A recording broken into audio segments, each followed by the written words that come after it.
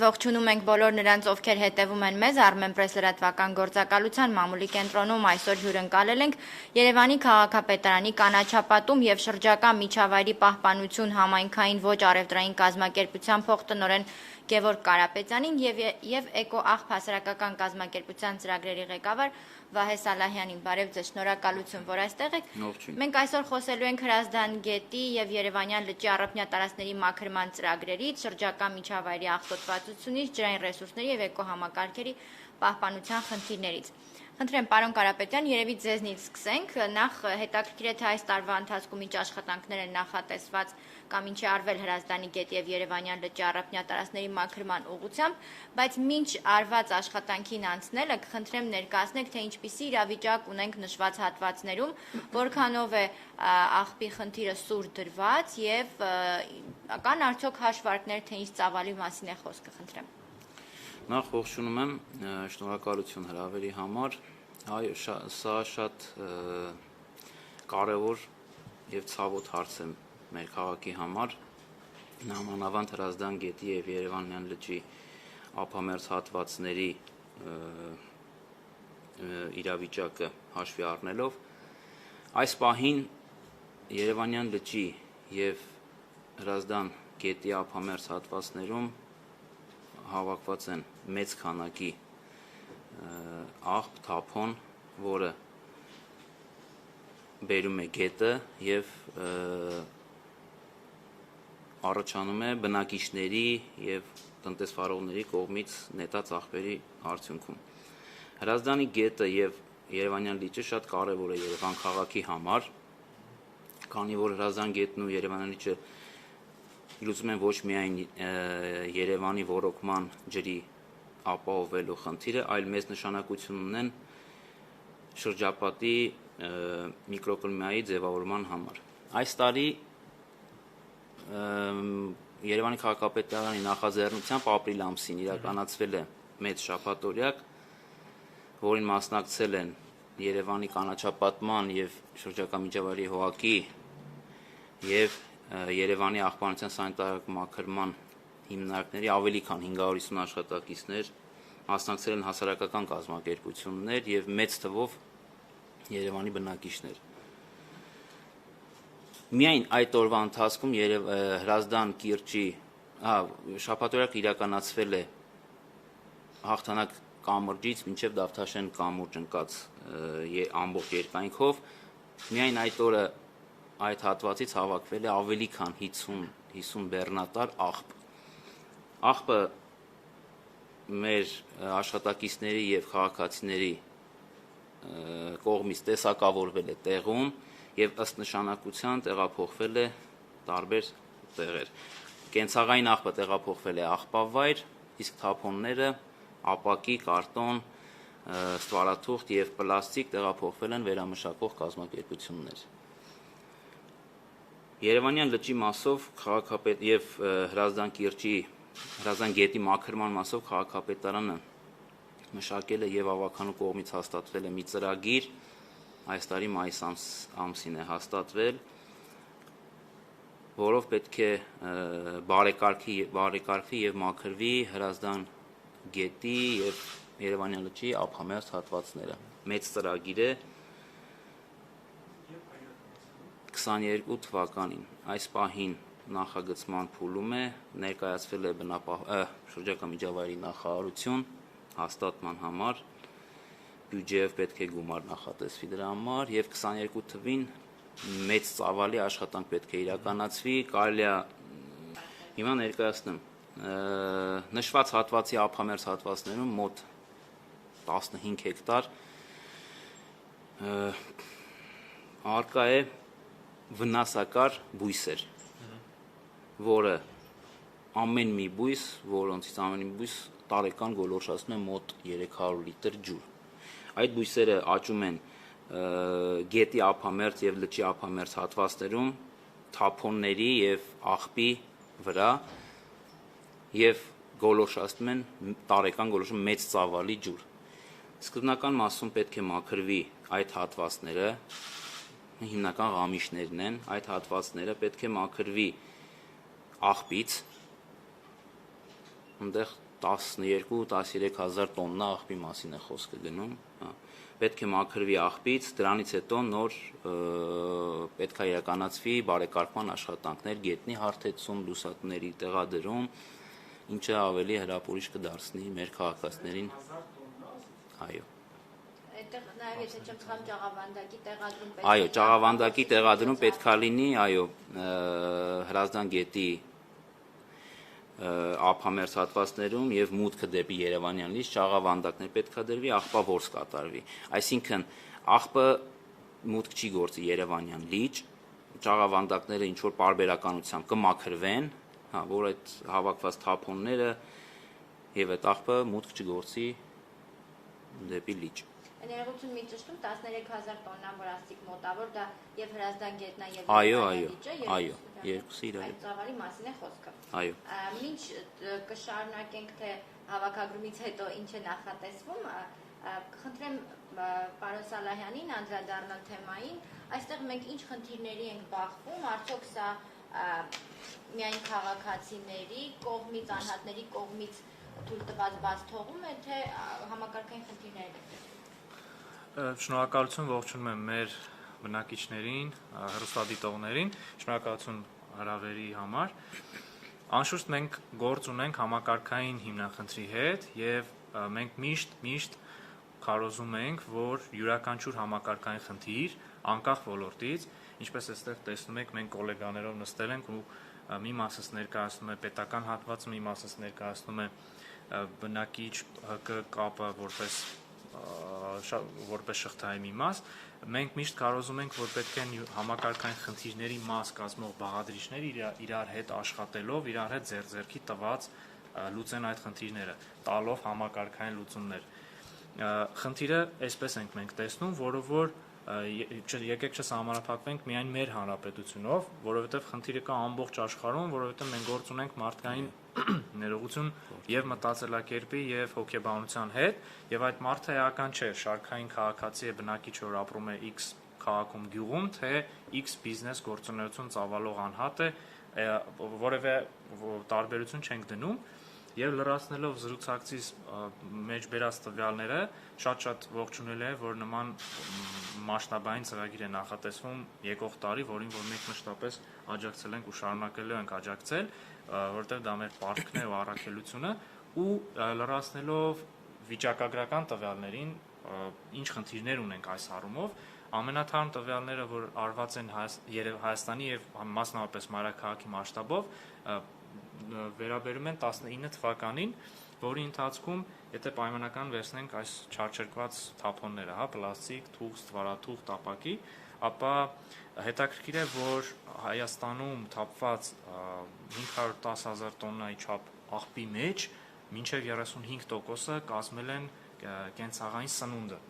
որովհետև մենք այստեղ գործ ունենք համաշխարհային խնդրի հետ, որ մի տեղ արտադրում են ուտելիք անհամեմատ շատ, իսկ երկրագնդի մի այլ հատվածում մարդիկ ամեն օր հենց այս պահին էլ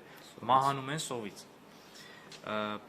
17%-ը մինչև կազմել են պոլիմերային ծակման ապրանքները եւ այստեղ փակագծերում մեր հեռուստադիտողների համար էլ պատմեմ, թե ինչու ենք որ մենք ասում ենք պլաստիկ, ինքը որպես նյութ, այո, ունի վտանգավորություն, դա հետեւյալն է, որ պլաստիկ 1907 թվականին առաջին անգամ կարողացան ստանալ Նյու Յորքում եւ հետաքրքիրը գիտեք ինչն է, որ ի սկզբանե պլաստիկ ստանալու, չնայած սկզբում պլաստիկ չէր կոչվում, նպատակը այն էր, որ ինչպես անենք, որ ծառեր չհատվեն ու թղթից պատրաստվող տոպրակներին որևէ փոխարինող այլընտրանք գտնենք, որ ավելի երկար կծառայի մեզ, այնուհետև 1930-ականներին քիմիական ավելի հաջող փորձեր տեղի ունեցան ու սկզբում բեյքլիթը, այնուհետև պլաստիկը մուտք գործեց շուկա եւ սառը պատերազմի տարիներին գրեթե ամեն ինչ սկսեցին լայնամասշտաբ եղանակով արտադրել խաղալիքները պլաստիկից, հիգիենայի պարագաները պլաստիկից, հանդերձանքի որոշ պարագաներ պլաստիկից եւ վերջին 60-70 տարում մարդկությունը օգուտ տալու փոխարեն կարողացավ բնությանը այնպիսի մեծ վնաս հասցնել, ինչ որ մենք չէինք ունեցել մարդկության պատմության նախորդ ամբողջ դարաշրջանում։ Եվ 17%-ը ահա կազմում են քարածխից, հում նավթից, աղից պոլիմերիզացիայի ենթարկելով պլաստիկի պոլիմերային ծակման նյութերն են եղել, 5.5%-ը կազմել են ապակին, հավելյալ 10%-ը ամբողջ թափված աղբի կազմել են թուղթը եւ ստվարաթուղթը։ Ահա հիմա դուք պատկերացրեք, եթե մենք 1/3-ը արդեն այսօր քաղաքում ունենալով այդ ենթակառուցվածքը ուղարկենք տեսակավորման, այնուհետև վերամշակման, պատկերացնում եք մեր բնակարանում, մեր գրասենյակում 1/3-ով առնվազն կնվազեցնենք աղբի քանակությունը։ Իսկ ինչ վերաբերում է աշխարհի մակարդակով, գրեթե յուրաքանչյուր րոպե մինչև 10 միլիոն պոլիէթիլենային տոպրակ է օգտագործում եւ Աստված գիտի թե 1-2 վայրկյան օգտագործելուց հետո դրանք որտեղ են հայտնվում։ Ունենք խնդիր, որ համաշխարհային օվկիանոս ի վերջո հասած թափոնները եւ պոլիէթիլենը, այդ թվում պլաստիկը, պատճառ են հանդիսանում տարեկան 100,000-ավոր տեսակի կենդանիների եւ բուսական աշխարհի եւ կենթանական հենց աշխարհի ոչնչացման եւ այն մասշտաբներով, որ յուրաքանչյուր վայրկյան աշխարհում հատվում է մեկ ֆուտբոլի դաշտի չափ անտառ, դա խոսում է այն մասին, որ յուրաքանչյուր օր մենք մինչև 130-140 ցեղատեսակի կենդանի եւ ֆաունա եւ ֆլորայի ներկայացուցիչ պարզապես դառնում է վտանգված։ Ահա այսպիսի լուրջ խնդիր ունենք, որը եւ աշխարհում կա, եւ աշխարհի մաս կազմող մեր հանրապետությունում։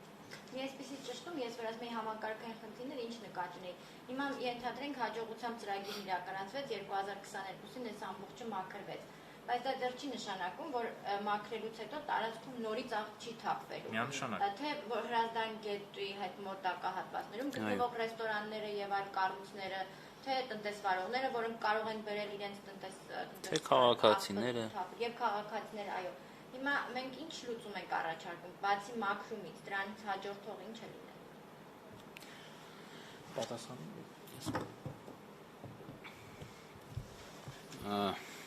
Դա նաև շատ չափից կարևոր հարց է եւ սա վերաբերում է ոչ միայն համայնքային կառույցներին, քաղաքապետարան, նախարարություններ կամ դա վերաբերվում է նաև մեր բնակիչներին, մեր քաղաքացիներին։ Մեր բնակիչները, մեր քաղաքացիները պետք է մի բան ըմբռնեն, որ այդ ամենը եւ տնտեսվարողները նույնպես այդ ամենը վնասում է հենց իրենց երեխաներին։ Մեր բնությունը ոչնչացնելով մենք ոչնչացնում ենք մեզ։ Դա շատ լուրջ հարց է։ Պետք է բացի մաքրման աշխատանքները կանխենք, ի սկզբանե կանխենք աղտոտելը։ Այսինքն դա ենթադրում է եւ իրազեկման աշխատանքներ եւ իրավական դաշտում Այո, խստացումներ։ ես հենց դա էի ուզում ասեի։ Պետք է իրավական դաշտում իրականացվեն խստացումներ եւ մեծ ծավալի իրազեկման աշխատանքներ պետք է իրականացվի թե քաղաքապետարանի կողմից, թե հասարակական կազմակերպությունների կողմից, որպեսզի նախ թափոնները տեսակավորեն բնակիչները հենց իրենց տանը, տնտեսվարողները հենց իրենց մոտ եւ ամեն աղբ եւ թափոն նետեն համապատասխան վայրերում, ոչ թե բնության մեջ։ Պետք է հաշվի առնենք մի հանգամանք, որ ցանկացած կանաչ հատված, որտեղ չգիտեմ, իրականացում է ինչ-որ գործունեություն, ինչ-որ առիթ, ինչ-որ բան, բոլորը պետք է անխտիր ոչ մի գրամ աղբ, ոչ մի գրամ թափոն չնետեն մեր կանաչ տարածքներում։ Մեխանիզմների մասին, խոսեք, օրինակ ինչպես, եթե օրենսդրության մեջ փոփոխություն եք նշում, դու կյանքի մասին եք։ Այո, նաև։ Այդ դեպքում էլ ամեն քայլափոխին պետք է ոստիկան մեկ անեցնեք, ասենք ոստիկանը հսկի ինչ-որ մեկը չնետի։ Դա էլ աշխատող չէ, ասենք ինչ մեխանիզմներ կան գործում, որոնք կիրառելով կարելի է դա ստանալ, ասենք ավտոմեքենան ասում է Հրազդանի կիրճով, մեկը սուրճը խմեց մի անգամ օգտագործման Նետեց դուրս։ ասենք ինչ։ Ես հենց դրա համար շեշտեցի մեր հանրության գիտակցաբար մոտեցումը, որ բացի վարչական լծակներից, բացի օրենսդրության փոփոխություններից, դա պետք է գիտակցի մեր հանրությունը, որ աղտոտելով շրջակա միջավայրը ինքը վնասում է հենց իրան։ Պարզա չեն կարող ամեն մետրի վրա ոստիկան կանգնացնել, ամեն մետրի վրա ինչ-որ տեսախցիկներ դրվի, որ ցանկացած օրինակ արձանագրվի, օրինախախտում արձանագրվի եւ համապատասխան ընթացք տրվի։ Դրա համար մեր հորդորն է մեր հանրությանը, որ իրենք եւս պահպանեն մաքրություն եւ իրենք եւս հսկեն մաքրության պահպանությունը։ Դուք կավելացնեք, մի վարքյան ներողություն, խնդրեմ, դուք կավելացնեք։ Որպես լրացում շատ կարևոր հարցին, քաղաքապետարանի կողմից վերջերս հայտարարվեց էկոակումբների մրցույթ, ըստ որի հանրակրթական դպրոցներում համագործակցելով նաև հասարակական կազմակերպությունների հետ դպրոցները իրենց ուսուցչական կազմերը կարող են նախագծել յուրաքանչյուր վարչական շրջանում գտնվող դպրոց իր տարածքին համապատասխան բնապահպանական կոնկրետ թեմայով, ենթադրենք կլիմայի պահպանություն կամ ջրային ռեսուրսների կառավարում, ներկայացնել ծրագիր, որը որ էկոակումբը կաշխատեցնի առնվազն 1 տարի եւ այն կունենա կայուն շարունակություն, որպեսզի երեխաները հենց դպրոցում սովորեն, թե ինչպես է պետք վարվել այն միջավայրում, որտեղ որ մենք ծնվել ենք, մեծացել ենք եւ ավարտելու ենք մեր կյանքը, մեկ եւ երկրորդը մենք էլ որպես հասարակական կազմակերպություն մեր թուղթը աղբ չէ սկզբում որպես քաղաքացիական նախաձեռնություն սկսելուց ի վեր աշխատում ենք վերջերս էլ վերադարձել ենք Վայոց ձորի սահմանապահ Խնձորուտ գյուղից եւ նաեւ Արտավան գյուղից որտեղ աշխատում էինք մինչեւ 20-21 տարեկան պատայների երիտասարդների հետ ինչու համար եմ սա կարևորում որովհետեւ որպես գլոբալ մեխանիզմ մենք հիմնականում դա տեսնում ենք էկոկրթության մեջ, բայց շատ ավելի կարևոր է նաև պարոն Կարապետյանը նշածը, որ ոչ թե ավելի կարևոր է, այլ նաև նույն կարևորությունը ունի որոշակի պատժիչ գործողությունների սահմանում, ենթադրենք, եթե դրանք տուգանքներն են, որովհետև մենք ունենք հասարակություն եւ Հայաստանի ներսում եւ նաեւ աշխարհում, եթե պայմանական նման կոպիտ բաժանում անենք, որոնց մի մասը մոտիվացվում է հասկանալով, գիտակցաբար եւ դու մի փոքր նրան կրթելով փորձի փոխանակում անելով նա հասկանում է ինչի մասն է խոսքը գնում, բայց ցավոք սրտի ունենք նաև հասարակության մեկ այլ հատված, ով որ ժամանակ չունի կրթության եւ նրան պետք է պարզապես մի փոքր գրպանին հարվածել։ Կրթության մեջ է, որովհետեւ ես այսպես մի դիտարկում ունեմ, ես օրինակ Դավիթաշենն եմ ապրում եւ Դավիթաշենի կամուրջը շատ հաճախ եմ եկել։ Եթե դուք տեսնեք այդ երբ կամուրջը ավարտվում արդեն մյուս ափնասում Գետի այլ կամուրջը հենց ավարտվում է դեպի Կոմիտասովին։ Այո։ Եթե մի պա աճ նայեք, դուք կտեսնեք հսկայական աղբակույտ։ Եվ դա ոչ թե նրանից որ ինչ-որ մեկը անցել այնտեղ բաժակակցել կամ շիշանել կամ տոկել, այլ մարդիկ ընդերի բնակիչները ուղղակի իրանց աղբը բերում են ու գցում են։ Ես այդ միջոցառման ժամանակ, որի մասին խոսեց պարոն Կարապետյանը, մենք նկարում էինք այդ իրադարձ։ Միջոցառումը նկարում ենք։ Եթե դուք ուշադիր նայեք, ասենք, Կիրճից դեպի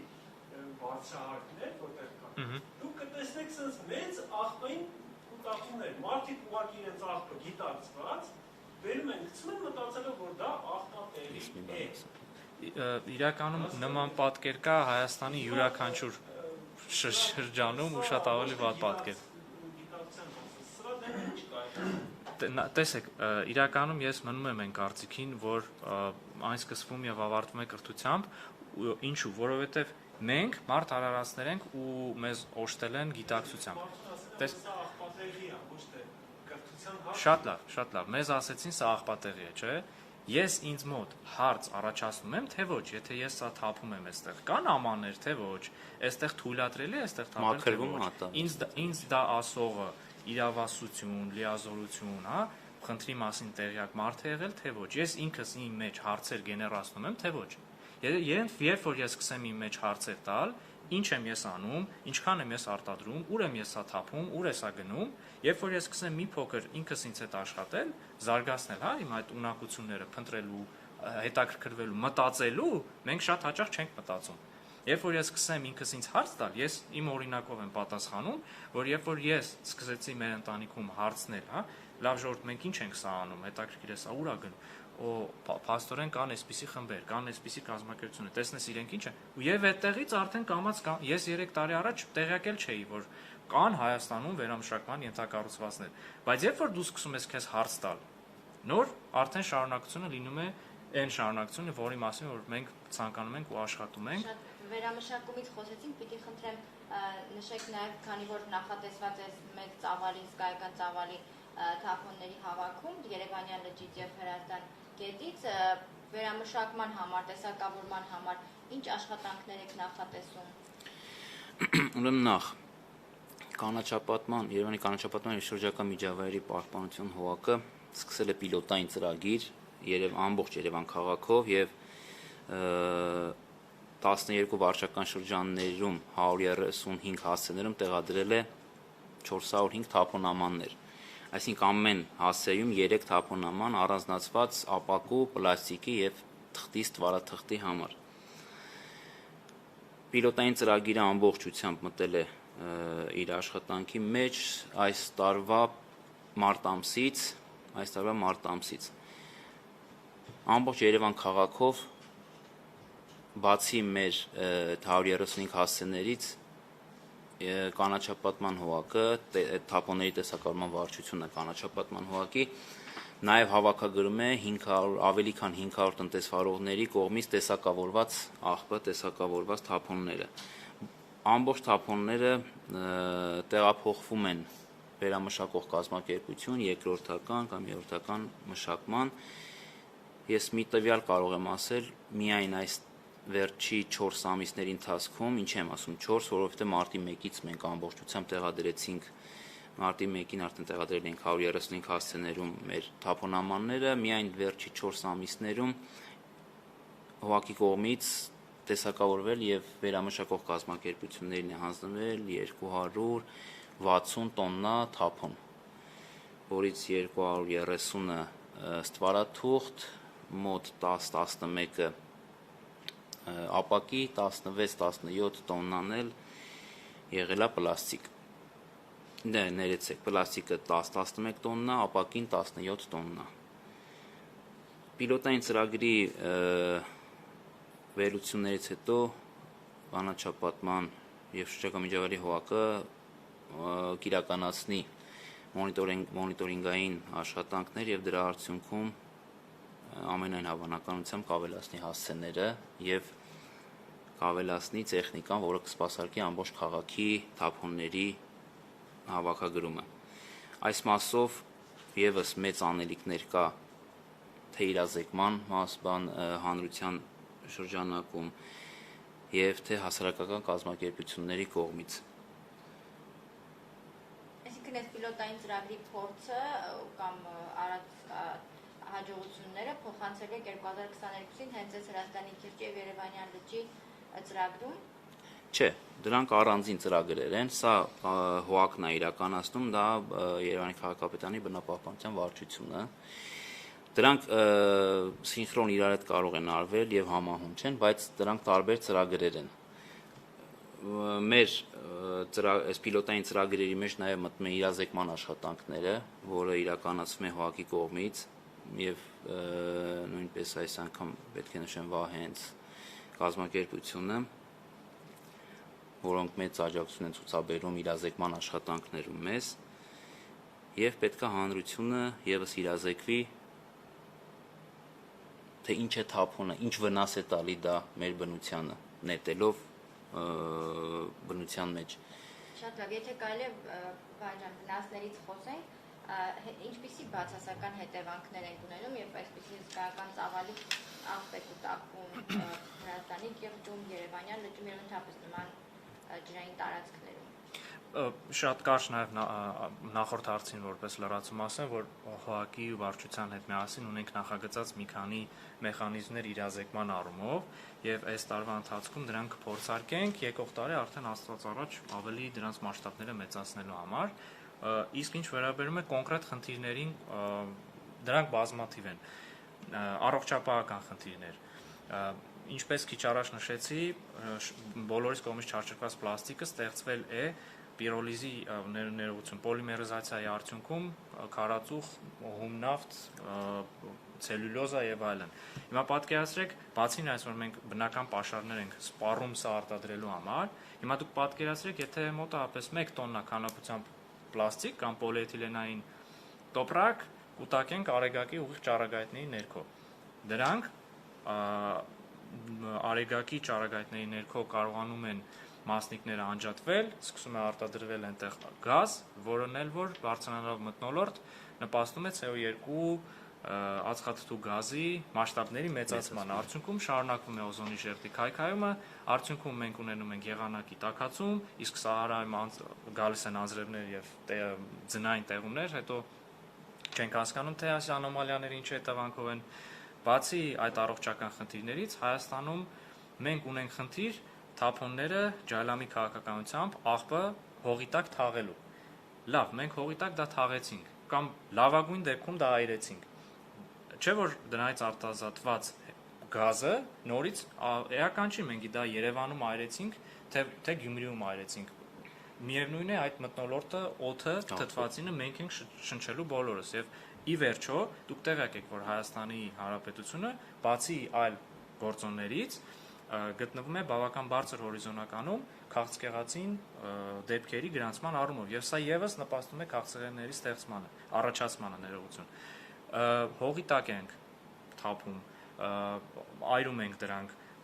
ինչպես քիչ առաջ նշվեց, թափվում են գետերում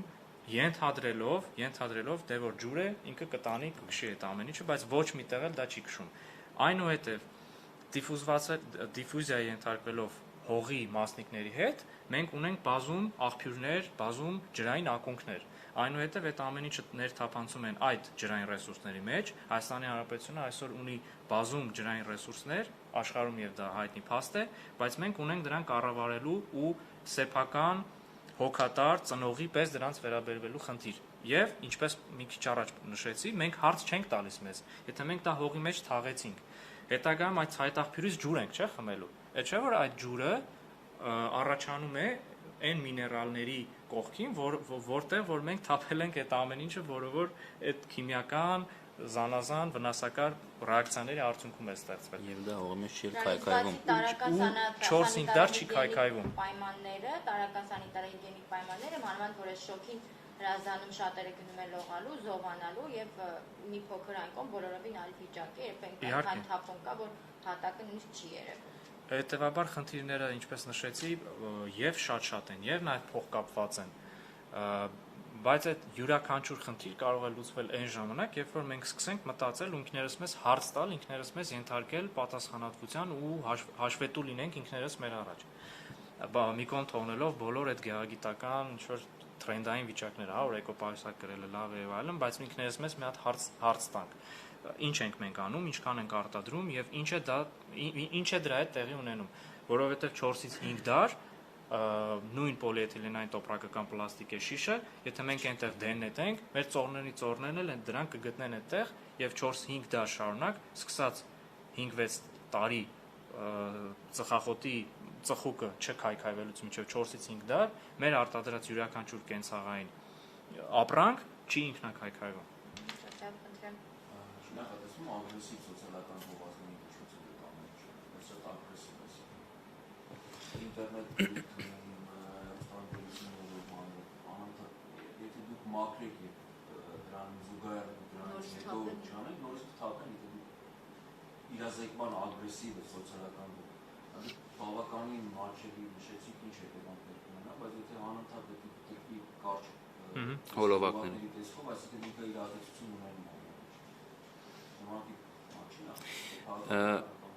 Քաղաքապետան այս պահին ունի սոցիալական տեսահոլովակներ, որոնք թե Facebook-յան ցանցով, թե հեռուստատեսությամբ թողարկվում են, բայց ձեր նշած ագրեսիվ քաղաքականություն այս պահին չկա, հետագայում ինձ թվում է կնախատեսվի քաղաքապետանի կողմից։ Այս պահին մենք ագրեսիվ քաղաքականություն չունենք սոցիալական գովազդների։ Ես ուղղակի շարունակեմ այս հարցը դրացնել։ Գիտեք, օրինակ հիմա եթե մենք փորձենք ցանկացած աղբով կամ այդպես տեսնել ալյումինի, բրոնզի կամ չգիտեմ այլ թափոններ, ես վստահեցնում եմ, որ կգտնվեն մարդիկ, որոնք կհավաքեն եւ կտանեն կհանձնեն համապատասխան բան ու փող կաշխատեն։ Այստեղ նշված է, որ 17 տոննա պլաստիկ հավաքվել է թափոնամաններ։ Սա գումար է, չէ՞, սա Չի, այդքան չի հավաքվել, այդքան կհավաքվի 17 չէ, 12-13 տոննա, եթե ծրագիրը իրագործեն։ տեսեք, ինչ է խանգարում քաղաքապետարանին կամ չգիտեմ, ինչ որ մի կառույցի ընդունման կետեր ուրեմն ստեղծեք եւ այդ մարդիկ ուղղակի կաշխատեն ձեր փոխարեն։ Եթե ինչ որ մեկը իմանա, որ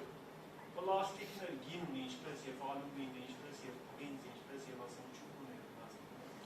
Ես հավաստիացնում եմ, կլինեն այդ մարդիկ, որոնք կհավաքեն ու փողի դիմաց կհանեն։ Ես Դա չի արվում։ դա Իսկ թուղթն է, դեպ ասեմ, ես նկատել եմ, որ թուղթը հավաքվում։ Այո։ Թուղթը եւ ստվարաթուղթը շատ ճիշտ նշեցիք, մեր այս 1 տարվա պիլոտային ծրագրի արդյունքում քաղաքապետան եւ մենք եւս նկատել ենք մի մշակույթ մեր հանրության մեջ, որ կան արդեն մարդիկ, ովքեր նույնիսկ մեր թափոնամանների մեջ հավաքված թափոնները վերցնում են եւ տանում են համապատասխան վերամշակող կազմակերպություններ հանձնելու։ Այսինքն այդ մշակույթը կամաց ներդրվում է մեր հանրության մեջ, մեր նպատակը այն չի, որ մենք գերշահույթներ ստանանք, մեր նպատակը այդ մշակույթի ներդնելն է Հայաստանի Հանրապետությունում, Երևան քաղաքում։ Իսկ դա եւս մեկ անգամ նշեմ, պետք է իրագործվի մեր կողմից իրազեկման արդյունքում, ինչը եւ արվում է։ Ագրեսիվ քաղաքականություն իրազեկման եւ սոցիալական հոլովակների միգուցե ժամանակը կգա կարվի, հա։ Իսկ ինչ վերաբերվում է ընդունման կետերին, ոնց որ դուք նշեցիք, կան ընդունման կետեր, որոնք ընդունում են թե պլաստիկ, թե ապակի, թե թուղթ, թե ստվարաթուղթ, եւ բնակության մի ինչ-որ հատված այդ ամենից տեղյակ է եւ ձեր նշածը իրականացում է։ Այստեղ ուղղակի ծավալների հարցն է, որ պետք է մեծացվի այդ ծավալները բնակության հանրության շրջանակում, դա եւս իրազեկման արդյունքում կլինի։ Մի ավելացում կարող եմ, որպես տեղեկություն շատ կարճ, առաջիկա 2 տարիների ընթացքում, եթե Աստված մի արածը որևէ օբյեկտիվ ֆորս մաժոր չհայտնվի, առաջիկա 2 տարիների ընթացքում Հայաստանում կներդրվի նաև դեպոզիտային համակարգ, ըստ որի քաղաքացին բնակիչը իր օգտագործած պլաստիկե տարան կամ ապակյա տարան կարողանա նորից վերադարձնել սարքի մեջ եւ հավանաբար տեղյակ եք միջազգային փորձը վաղուց կա եւ մերձբալթյան երկրներում եւ սկանդինավյան երկրներում եւ այլուր Աստվածտա 2 տարվա ընթացքում նաեւ մշակվել է արդեն քաղաքականությունը քիչ-քիչ նաեւ գնում ենք դեպոզիտային համակարգի իսկ ինչ վերաբերում է թափոնը որպես ռեսուրս դիտարկելուն միանշանակ մեր հենց էկոաղբի դասընթացների շրջանակներում առաջին շեշտադրումը դրա վրա են կատարում որ մարդիկ սկսեն աղբին չվերաբերել որպես աղբ, որը որ ինչ որ զզվելի մի բան է, որից պետք է հեռու լինել, այլ նախ եւ առաջ նայել դրան որպես ռեսուրս, որից կարող ենք մինչև 6 անգամ կյանք տալ հաղորդելով ստանալ էկո ապրանքներ եւ նաեւ դրանք հնարավորինս հավաքեն ու տեսակարեն ուղարկեն վերամշակման։ Ու բացի դրանից ինչ է ուզում ասել, որ իրականում թվում է թե ինչ որ աստղաբաշխական գումարներ կարող են առաջանալ այդտեղից, բայց եթե դուք գումարեք, մի թղթի վրա գումարեք ամբողջ ռեսուրսը, ենթակառուցվածքային եւ տրանսպորտացիան, փոխադրումը, բանվորների աշխատանքը, հա, եւ վերջում նաեւ ստանանք ինչ որ մի թիվ, ապա դրանից հանելով այն եկամուտը, ապա զուտ շահույթը լինելու է բավական փոքր։ Բայց այստեղ հարցը ոչ թե նյութական կողմն է, անշուշտ կան մարդիկ, ովքեր նյութական շահագրգռվածություն են փնտրում եւ մենք դրան նորմալ ենք նայում եւ եթե կան հասարակության մեջ այդպիսի շերտեր, ապա պետք է նաեւ նրանց գոնե այդ տվյալ եղանակով շահագրգռել, որովհետեւ ի վերջո օգուտ է լինելու միայն մեզ ու մեր առողջության մեր շրջակա միջավայրին ու նաև մենք վերջերս հայտարարել էինք հուլիսն առանց պլաստիկի մրցույթ, որին մեր քաղաքացիները կարող են մասնակցել, շատ կարճ պատմել թե իրենք ինչպես են տանը տեսակավորում, ինչպես են հրաժարվում պլաստիկից ու լավագույն, չասեմ շարադրություն գրողները, բայց լավագույն storytelling-ը կարժանանա խրախուսական պարգևների։ Շնորհակալություն։ Մեր գործընկերներից եկած հարցերից հնչեցնեմ Հետք ինտերնետային պարբերական հարցն ուղղվում է Գևորգ Կարապետյանին Տիգրան Մեծի 55 հասցեում նախկինում եղել է ջրավազան կանաչապատ տարածք, այսօր դրա փոխարեն կառուցվում է բազմաֆունկցիոնալ համալիր։ Արդյոք նմանատիպ ջրամբարներն ու կանաչապատ տարածքները վերացնելով շրջակա միջավայրի աղտոտվածության աստիճանը չի բարձրանում եւ այնինչ ազդեցություն է թողնում էկոհամակարգի վրա։ Ինչ է անում ՀՕԱԿ-ը նմանատիպ լճակ ջրամբարների վերականգնման գործում։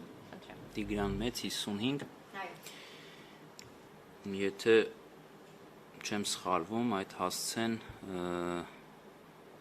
նախկինում եղել է լքված ջրամբար։ Ես, եթե իմ հիշողությունից չի դավաճանում, չեմ հիշում այնտեղ տենց կանաչ տարածքներ, եղել է լիճ, որը մոտ 10-15 տարի ցամաք է, այնտեղ լիճ որպես այդպեսին չի գործել։ Իմ տեղեկություններով այդ նորակառույց շենքի աշխատանքները գտնվում են Շմակ փուլում, որը հայտարարվել է հայտարարությամբ տեղադրված է Երևանի քաղաքապետարանի կայքեջում, եւ եթե կան ինչ-որ հանրության կողմից բողոքներ կամ ինչ-որ բաներ կարող են ներկայացնել քաղաքապետարանին, այդ ամենը հիմա այս պահին Շմակ փուլում է, այդ բոլոր բողոքները կքննարկվեն։ Եթե հարցը վերաբերվում է Կոնկրետ հասցեն։ հա կոնկրետ Տիգրան Մեծ 55 Փեթակի Խաշմերուկի լքված լճին, եթե ես չեմ սխալվում, եթե դա է հասցեն։ Իսկ ընդհանուր առմամբ լճակ ջրամբարների վերականգնումը ձեր գործառույթների Ոչ, դա մեր գործառույթների մեջ չի մտնում։ Շատ լավ։ ՀՕԱԿ-ի գործառույթների մեջ չի մտնում, ՀՕԱԿ-ի հա։ Շնորհակալ եմ։ Այլ հարցեր չկան, դուք ավելացնել բանեք ձեր խոսքը մեր քաղաքացիներին, տնտեսվարողներին։ Խոսքը մեր քաղաքացիներին։ Հանրությունը պետք է գիտակցաբար մոտենա այս ամենին։ Հարգելի երևանցիներ, հարգելի քաղաքացիներ,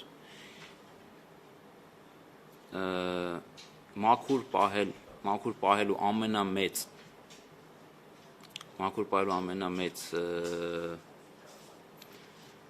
ձևը մեր քաղաքի դա չաղտոտելն է։ Խնդրում ենք բոլորից, որ աղբը նետել աղբամանները, այսքան բան։ Շնորհակալություն, դուք ավելացնել բանեք։ Ես պարզապես ուզում եմ շնորհակալություն հայտնել եւ